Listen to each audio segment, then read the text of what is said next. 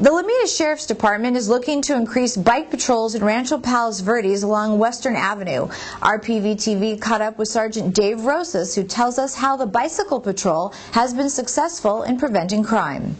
The whole bike patrol is to increase visibility here on Western Avenue. Bike patrol gives us greater visibility and enhances our enforcement ability.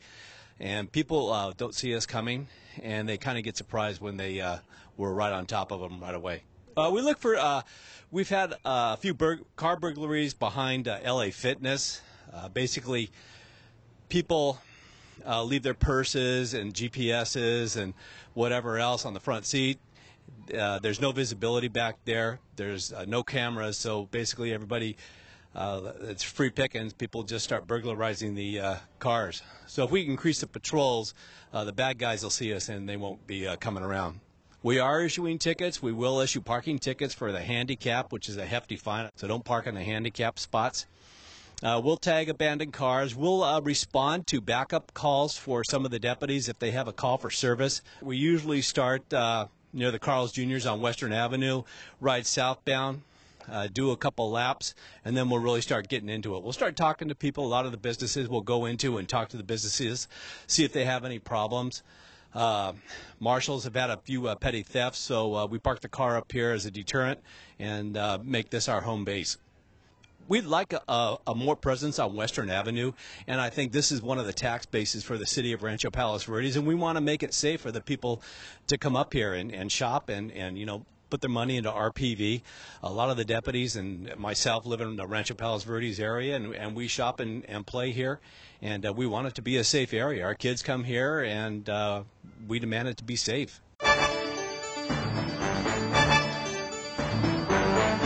Cancer survivors and the community will come together at the second annual Relay for Life. The event benefits the American Cancer Society. It takes place May 3rd and 4th at the Miralest Intermediate School.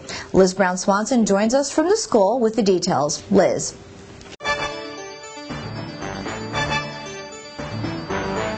Maria, the Relay for Life is part of a worldwide movement in the fight against cancer. The event taking place right here at Miralest Intermediate School on May 3rd and 4th will happen on the field behind me as the community comes together, cancer patients, survivors, their loved ones, caregivers, and friends, all to raise awareness and money to prevent cancer and find a cure. Now, the event is 24 hours as a reminder that cancer never sleeps. The American Cancer Society has worked with communities like Palos Verdes to hold the Relay for Life events to help with fundraising, which helps us fund our groundbreaking research so that we're able to provide medications, better treatments, and hopefully a cure for those cancer patients that are out there now. We're very excited to have it this year. So far we have probably about 12 teams lined up with different groups, including a team from one of the elementary schools and a team from here, along with some of the other groups that we've had in the past. And one of the most important group of people that we have that come that may not be part of a group but show up are the survivors. And we really treasure their coming to this because it gives them inspiration and makes them feel very happy that they actually have survived cancer. The community can get involved in a lot of different ways. One is, well, for me, they could join a team and start a team. I would love that. We can use as many teams as possible. But if they don't have the time or energy or commitment to do that, we are always looking for sponsors or people that would want to donate items to have at the event to help with fundraising. First and foremost, we want to be able to educate the community on cancer prevention, ways that they can stay healthy and get testing early. That's always the best thing to do. Early detection really helps. The money does come back to Palos Verdes as well as all the other communities, and we can provide rides for people when they have to go to their treatments, wigs for women when they lose their hair, and just different things like that to help support the cancer patients and their families. For all of you that come to Relay for Life, you are going to meet this amazing 6th grade student here at Miralest Intermediate. It is Samara Kaplan.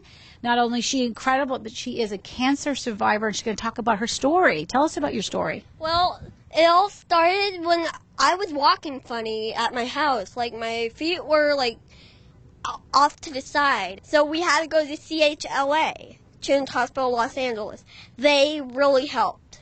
They saved my life. if you can just tell us a little bit more about what kind of cancer that you actually had. I think it was in somewhere in my brain. So you had to stay in the hospital for a long time, though, didn't you, at Children's? Yeah, like it went like on and off and on and off. How do you feel today? I know you're a fast runner and you're going to be busy at Relay for Life. You're part of Team Miralest that day. Yeah. I think it's important that all these kids and grown-ups are doing this to raise money for those who are watching this in the hospital right now. Come on down to Relay for Life. See you there. The organizers of the second annual Relay for Life right here at Miralest Intermediate is hoping the community will all come together and make this event a huge success. Right now, cancer does remain the second leading cause of death in this country, and it is hopeful that with events like this, we'll find a cure. Now, for more information, you can log on to relayforlife.org/Palos Verdes CA. Back to you, Maria.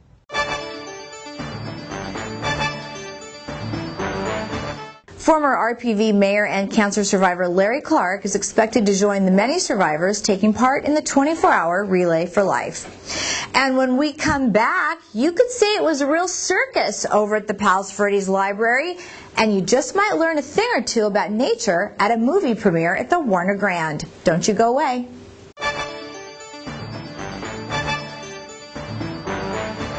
Hi there, I'm Dee Dee Daniels, and I've been a personal trainer for almost 3 decades. Please join me on Peninsula Fitness, a 30-minute daily workout to get yourself moving. Sometimes we're seated, sometimes not. Sometimes we're calm and relaxed, and sometimes the workout is high energy. Be sure to tune in every day to see what we're up to. All the workouts are safe and effective, and best of all, I can be your personal trainer right in your home. Not only do you work out with me, but sometimes my colleagues join us in the studio and we do a specialty workout, like Christine here, who's taking me through some kickboxing moves. Don't worry, that kick was not part of the show. So join me, Dee Dee Daniels, every day on Peninsula Fitness, and let's get moving. I'll see you soon. Hi, I'm Deputy Chris Knox, here to remind you of the importance of traffic safety near our schools. School zones are always 25 miles per hour. A school zone only applies when students are outside the school in the morning and the afternoon. Parents should always allow extra time when dropping off their children and should know the school's drop-off routes and procedures. Motorists should also focus on safe driving near schools. Some of the violations I see near schools are cell phones, speeding, double parking, seat belts, and child safety seats. Students should always remember to cross safely at intersections and not to run out in front of cars. When we follow these rules, we can all stay safe.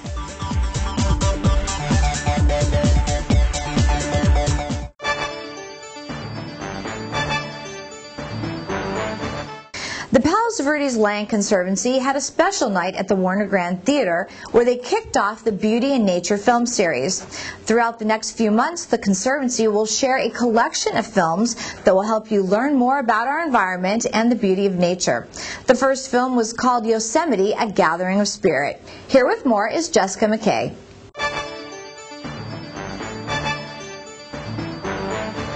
Hi, we're here at the beautiful and historic Warner Grand Theater where the Palos Verdes Peninsula Land Conservancy is celebrating its 25th anniversary as well as 105th anniversary of Yosemite Valley by showing the documentary Yosemite by Ken Burns. Today we just screened the movie Yosemite, A Gathering of Spirit, which was arranged as a celebration for the 150th anniversary of Yosemite National Park. And we're culminating our 25th anniversary for the Land Conservancy, so we thought by combining the two entities into one big celebration and having it in a historic theater would be a really fun way to go. Well, we're here in the beautiful Warner Grand Theater to watch the very first film presented by the Land Conservancy with a variety of community partners, including the Grand Vision Foundation that operates the theater here. And this is an opportunity for the Land Conservancy to spread its message to a new audience. We've in the past used a variety of strategies. We have monthly nature walks, we have lectures once in a while, and we do programs in schools in the community, and we're always looking for new ways to reach new audiences and alert them to our message and our priorities. We feel that people need access to open space and that people really enjoy it when they have an opportunity to take advantage of open spaces and wildlife. And in addition to just preserving open space, we also invest considerable resources, our time, into habitat restoration. Well, I personally am a huge classic movie fan, so to me, like, the Warner Grand is just, it's one of those movie palaces that is so beautiful and so important to preserve. So I love the parallels between the preservation of this unique piece of architecture and the preservation of our natural environment. So I think it's perfect, and I'm so happy to be here. Well, you know, the Palos Verdes Land Conservancy is so important, and they have the same vision that we saw when we just saw this documentary, this film, about the people who saw the vision of preserving Yosemite for the whole public, not just for the wealthy. And the Palos Verdes Land Conservancy, with their preservation of White Point Nature Preserve, is a great example of really preserving 102 acres of open space for everyone to enjoy, for school children, for people taking walks. It's just amazing that we have 102 acres of open space in Los Angeles. That just doesn't happen, and it was their vision and their hard work that made that happen. You know, we're very proud as a city to have the preserve in Rancho Palos Verdes. We welcome the guests. We have very dedicated staff that work very, very hard in conjunction with the Conservancy staff to make the preserve what it is and improve it and protect it going forward, hopefully into perpetuity long into the future. So I thought the film was outstanding. I really enjoyed the intro, and my understanding that's a 5-minute snippet of a much longer piece that's been put together through RPV TV and Mark Dottie with many, many people that were responsible for the creation of the Conservancy and what we have going on now. But the actual film itself, I had 4 very young girls with me. I found the film very, very interesting, as did the girls. And I knew Theodore Roosevelt was one of our finer conservation presidents, but I didn't know to what extent he had gotten involved. So I found it very, very inspirational, informative. And also tonight will be a short film before the documentary by RPV TV about the Palos Verdes Peninsula Land Conservancy. Well, it's always great when RPV TV can work with some of our local nonprofits, and you don't get any more local than the Palos Verdes Peninsula Land Conservancy. It's in their name, Palos Verdes and Peninsula, right there. And it was really great to work with this team and be able to put together a piece that recorded some of the founders' memories and some of the people that have been with the Land Conservancy for a long time, and they know some of the history and the stories, like how White Point was founded and then fixed up and is now a great place that you can go. And I found it really exciting to be able to actually to be able to shoot some of these places in the Land Conservancy, to take photos and to take video in a way that we really haven't been able to do before. Because, you know, usually we kind of get in and out with our news stories, but for this one we were really able to concentrate on making a great product, and I think we should all be really proud of what we are able to do at RPV TV. And if you'd like more information on the Land Conservancy, you can go to PVPLC.org. Back to you, Maria.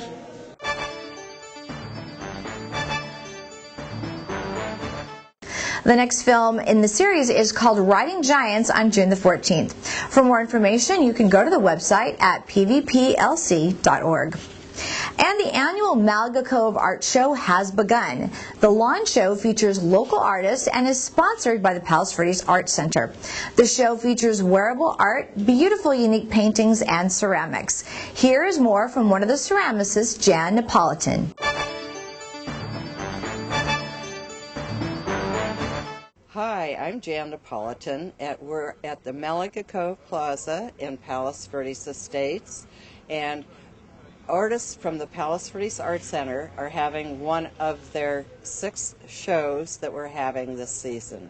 It is 7 artist groups. Those who are interested come to Malaga Cove Plaza in Palos Verdes Estates once a month during the summer.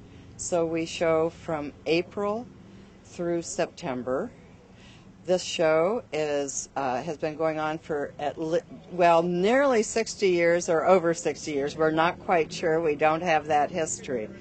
And it started out as a parasol show. I'm a ceramic artist. I started ceramic classes 40 years ago at when it was the Palos Verdes Community Arts Association, before we even had our art center up at Crest Ridge in Crenshaw. So it's all high fire stoneware, and goes in the oven and microwave and dishwasher, and is all lead free. Bernard Fallon. I'm a landscape and still life artist, and I do a lot of local scenes here in the South Bay and around the peninsula. This is the Coast Guard's lawn at Point Vicente, and this is a kind of this is actually a plein air piece. I hold my equipment up here 3 or 4 times. The one on the left here is a view looking down on the Wayfarers Chapel around Portuguese Bend, and here's another plein air piece done at night of Tony's on the Pier. One of my favorites, this one. And over here we have the archway leading into Malaga Cove Plaza. A lot of people are very familiar with this. In fact, it's actually over there. You can see the archway, but I was on the other side of it. My name is Nancy Comelford, and I'm a jewelry artist, and I consider my pieces wearable art. On this particular table, I have this beautiful piece, which is amethyst.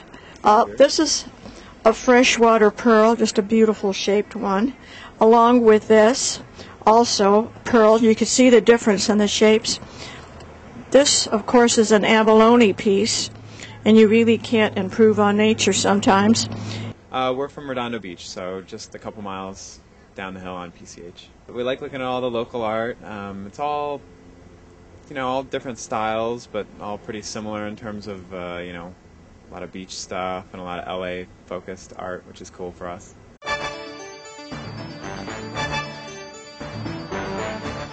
The event is held from 10 a.m. to 5 p.m. on various weekends from April through September. For more information, you can go to the PV Arts Center website at pvartscenter.org. And it was a big night under the big top as the Palos Verdes Peninsula Library District celebrated their annual gala event. This year, the library was transformed into a circus, complete with circus animals, clowns, and even a strongman. There was food from local restaurants and great music from the Norse Theater. Here with more is Jessica McKay.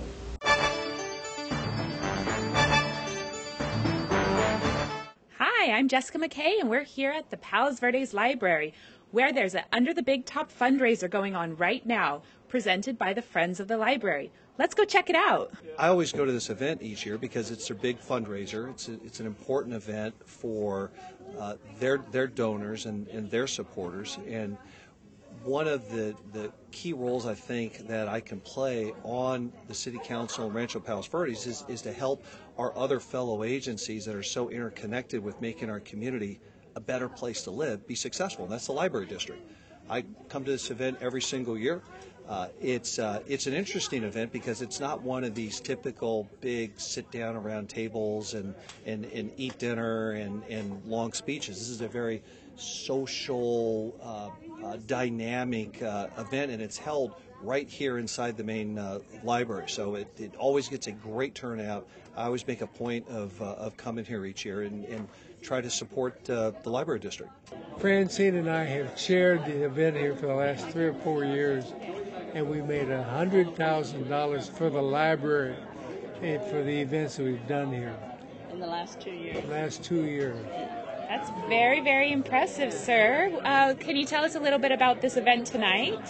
Well, we had to have a new theme, so we chose Under the Big Top, a circus theme this year. And that's why everybody's dressed up as circus clowns and circus acts, whatever. And I'm dressed up as a lion tamer today. Events like this and all of the work actually that the Friends of the Library do is really, really important. the Friends are our primary fundraising arm, and through this event and the book sales and the library shop and the donations that people give them and the memberships, they raise money that really helps us supplement our services. So they give us about $300,000 a year towards library operations, and they also provide funding for a lot of special projects, like we're restoring our Malaga Cove library, we remodeled our Miralles library. All of that funding, or most of that funding, has come from the Friends. So it's really important to us. The first time we tried to have a party just on this floor here, it took us, we had to close for 2 days. It took us 1 full day just to get everything moved away, and then we could start decorating and doing all those things. Over the years, we put everything on wheels so we can move it away quickly and put it back quickly. And so everything that you see around here was done since this morning. All the furniture was delivered, all the sets were built today. And we're going to put on this party tonight, and when it's over, it all goes away, and we'll be open again tomorrow at 1, and we won't miss a lick. I've had a magical and exciting night here under the big top at the Palos Verdes Library. I hope you join the next year for the gala. I'm Jessica McKay. Back to you, Maria.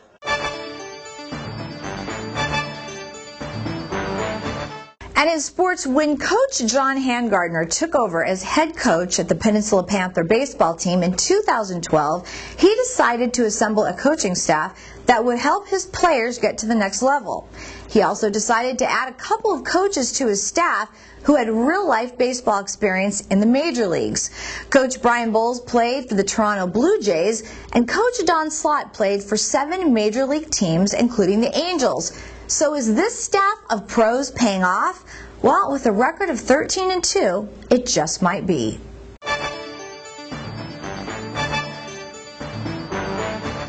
We have done really well. We're 13-2, and our players have transitioned from a situation where they kind of expected things to happen, but now they've earned those things that are happening to them as far as the amount of time and effort that they put into practice. It's going to spell wins for us in games, and they've just done a great job as far as working hard, becoming good teammates, and that's everything that we're kind of looking for at this program, is to transition into a really good program where guys learn from the very beginning. It's all about the team first and hard work, and that's what we're really starting to achieve here, I think. You know, there's a lot on the line as far as guys' ability to go on from here and play baseball in college. And so, you know, it's not just fun and games anymore. Now it's serious, and guys want to see each other do well. Therefore, then scouts come, and, you know, whether it be pro or college scouts. And so, you know, that's what we're trying to get to, is get our guys to the next level. And if we can do that, then we've achieved our goal, and that's to get everybody to play their best of their ability and then move on. At this level, what are the kind of things that you see and you go, he's really good? I don't know. I guess you just see it. You know, whether it be the quickness of their feet or the strength of their arm, their ability to hit tough pitches. So, and that all comes with hard work. I mean, it's guys who put in the time and the effort, and that's what these guys are doing. Most of these guys are always practicing after practice or before practice. They're hitting with Coach Slott. I mean, Don has been a huge factor in our success when it comes to hitting, and they just work on the finer things as far as hitting, and his instruction has helped us tremendously. So those are the types of things we're trying to accomplish here. Well, I didn't know that I was going to be a coach after I retired. You know, I came back. My old high school coach was still here. He asked me to come out, and I kind of fell in love with trying to help kids improve. It's about not how good you are at this point, it's how good you're going to be. And if you continue to find a way to get better, a lot of these guys can go on and play at the next level. Our expectations are to go out and win every game. You know, we play to win, but you know, the whole idea is really to every day just win every day. You know, and that starts with every drill, you know, every throw. We try to make the you know, tell the kids that, you know, every throw, every swing, you're either getting better or you're getting worse. And so it's about a process-oriented approach where the kids are, you know, really working on the fundamental aspects. So when you get to the game, it's just, you know, hopefully that translates and carries over. You also mentioned the element of fun, which is important to remember as well. Yeah, absolutely. And if you're not having fun, then why even be out here? So we want them to take it seriously, but at the same time, you know, don't be so hard on yourself if you make a mistake that you just bury yourself. And guys have to learn to let it go and just try and do better on the next pitch or the next at bat, or, you know, whatever the situation may come.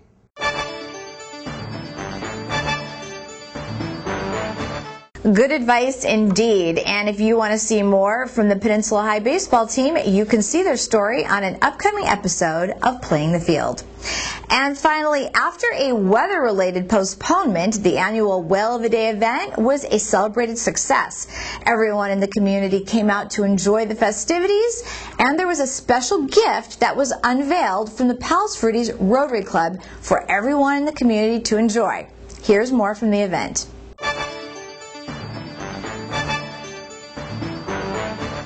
Well, these are fabulous binoculars. They're the traditional public binoculars and telescopes you see around all the great sightseeing areas in the world. The idea for the binoculars came about as we were just talking about, as we always do at our foundation, we're looking to do things within the community. We do a lot of scholarships. We do a lot of things down at the Boys and Girls Club off the hill, but we hadn't done anything for a very long time for the public community on the hill. And this came to mind that with all the whale watching here, if somebody shows up and they don't happen to have a set of binoculars, they're out of luck. So we decided, with all the space they had out on this back patio here, that it would be a perfect place to add some public binoculars. What's been the best part or the best thing about Whale of the Day? Spending time with each other. Okay. Probably kettle corn. Okay, I love that. It was really cool, like going to the booths and like seeing everything that you can learn and like do the arts and crafts and stuff. It just takes a whole community of people who enjoy working with this environment and people who love the peninsula and love whales. That's all it takes. And that's the best part about it, because we have many organizations here. Some love manatees, some love whales, some love saving pinnipeds and seals and whatnot. But you know, the bottom line is everybody's here because they love the peninsula, they love the environment, and that's what makes this organization and this event in particular just a hoot. What's the best part about Whale of the Day so far today? I think like you could just go around and hang out with your friends and family. Okay. Probably seeing all the booths and like getting to spend time with people that you know. Okay. How about for you? Yeah, it's kind of the same what Anna said. I like the booths and like learn about whales. Okay. We really want to share our beautiful peninsula here because it just doesn't get any better than this view up here. We're so lucky.